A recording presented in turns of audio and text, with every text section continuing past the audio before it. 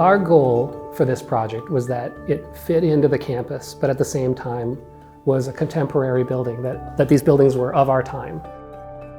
Bowdoin is a carbon neutral campus, and so in working with them on this project, we knew that sustainability was going to have to be a really big piece of this.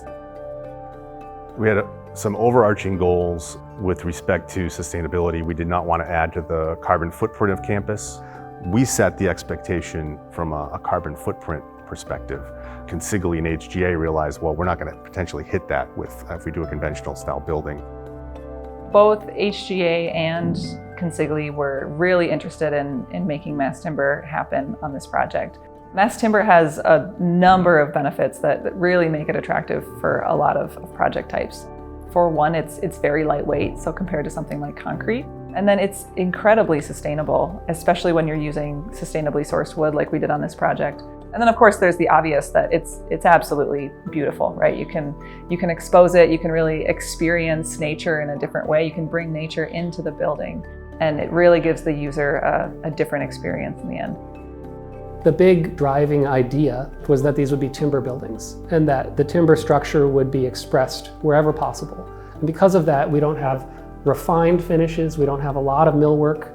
It's a very simple palette, but there's so much complexity in a building like this, and there's so much that goes into making it clear and legible and appear simple. The entire design team really wanted to emphasize the mass timber construction. And in order to highlight that, we really wanted to conceal some of those things that were less important, though nonetheless critical. And these components are mechanical, electrical, plumbing, fire protection systems. Really hide those systems in the background to elevate the architecture, to elevate the story of the mass timber construction, to really create a beautiful space. Our interest was in simple materials. We wanted the buildings to have integrity and a kind of timelessness, like so many other buildings here on campus. Once we understood that this would be two separate buildings, Gibbons and Mills, it was important that they created a sort of gateway condition.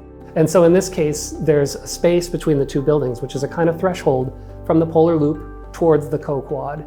And that threshold is not just a passageway, but rather a plaza-like space that people can appreciate, enjoy, move through, spend time in. And from an early moment in the project, we were looking at this as being a dark building.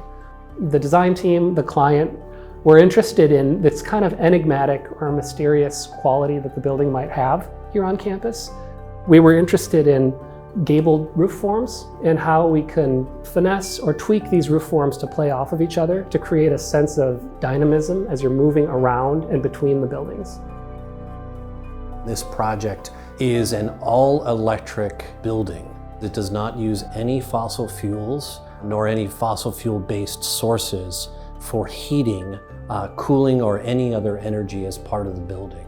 We have solar photovoltaic panels that create electricity from the sun. We have hydroelectric sources, which is creating electricity from water. We have even newer energy and electricity generation sources that feeds into a grid, and that then the college can take advantage of those renewable energy sources. When you have a full-service design firm like HGA and access to their engineers and their interior designers, it really made for a seamless project. The reactions on campus have been overwhelming. To see the faces, they're smiling, looking around the wood, and I heard from several of them say, "Oh, this is so Bowdoin." And that to me meant, we nailed this project. They felt at home immediately in this place. The fact that it's the state's first mass timber building should be a point of pride for everyone involved in the project. But really, for me, I think what matters the most is that this is not the first, but that it's really well done, that it's a building that's beloved by its occupants, students, faculty, visitors, and that it's a building that lasts for the next 100 years and beyond here on this campus.